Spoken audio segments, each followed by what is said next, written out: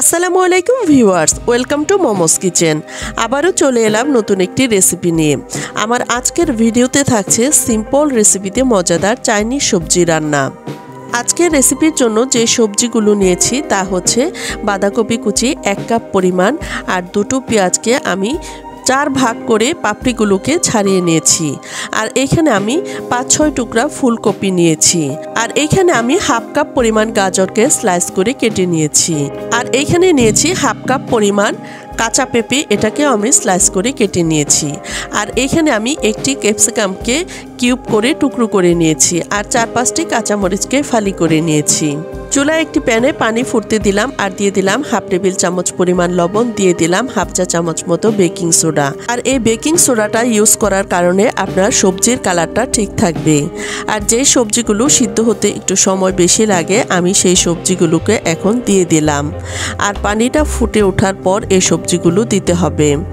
আর একটি মাত্র বলক আসার পরে আমি এই সবজিগুলোকে তুলে নিচ্ছি।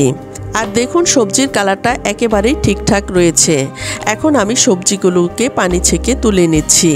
আর এ পর্যায়ে চুলায় একটি প্যানে আমি দিয়ে দিলাম 2 টেবিল চামচ মতো বাটার। আর এখানে দিয়ে দিলাম 1 টেবিল চামচ মতো আদা রসুনের কুচি। এগুলোকে আমি কিছুটা ভেজে নিলাম। এখন আমি যে সবজিগুলোকে সিদ্ধ করে রেখেছিলাম এই সবজিগুলোকেও ভেজে নিচ্ছি। সবজিগুলোকে কিছুক্ষণ ভেজে নেওয়ার পর এখন আমি এর মধ্যে অ্যাড করছি মরিচের ফালিগুলো, আর দিয়ে দিচ্ছি পেঁয়াজের কলিগুলো। এখন আমি আরও কিছুক্ষণ সময়ের জন্য ভেজে নিচ্ছি। এখন আমি এর মধ্যে দিয়ে দিচ্ছি স্বাদমতো লবণ। লবণটা দিয়ে আমি আবারও মিশিয়ে নিচ্ছি। আর এখন দিয়ে দিচ্ছি 1 টেবিল চামচ পরিমাণ লাইট সয়া সস। তবে এখানে আপনারা লাইট সয়া সসটাই ব্যবহার করার চেষ্টা করবেন, তা না হলে সবজির কালারটা কিন্তু নষ্ট হয়ে যাবে। দিয়ে দিলাম 1 চা চামচ পরিমাণ গোলমরিচের গুঁড়া, আর দিয়ে দিলাম 1 চা চামচ মতো চিনি।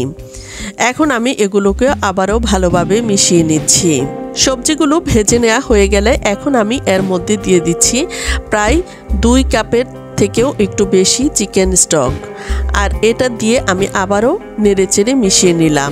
এখন আমি দিয়ে দিচ্ছি বাঁধাকপি কুচি, আর দিয়ে দিলাম ক্যাপসিকামের টুকরোগুলো। আবারও কিছুক্ষণ মিশিয়ে নিচ্ছি। এই সবজিগুলো যদি রেডি করা থাকে তাহলে এই রান্নাটা করতে কিন্তু একেবারেই অল্প সময় লাগে। 1 টেবিল চামচ কর্নফ্লাওয়ারকে পানির সাথে মিশিয়ে এখন আমি এর মধ্যে দিয়ে দিলাম।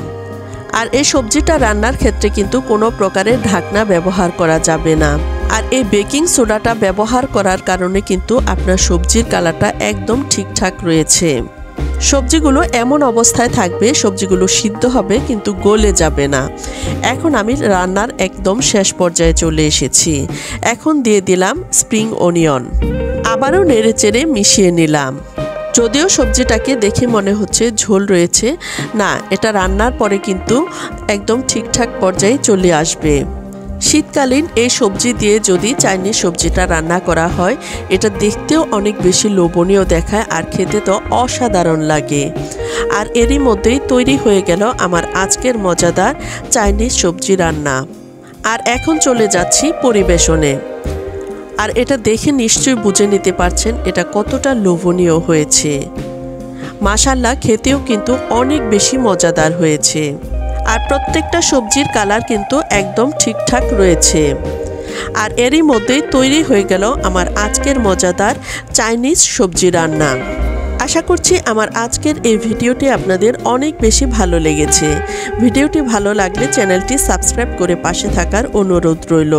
আবারও দেখা হবে নতুন কোনো ভিডিওতে। সে পর্যন্ত সবাই ভালো থাকুন, সুস্থ থাকুন। আজ এ পর্যন্তই। আল্লাহ হাফেজ।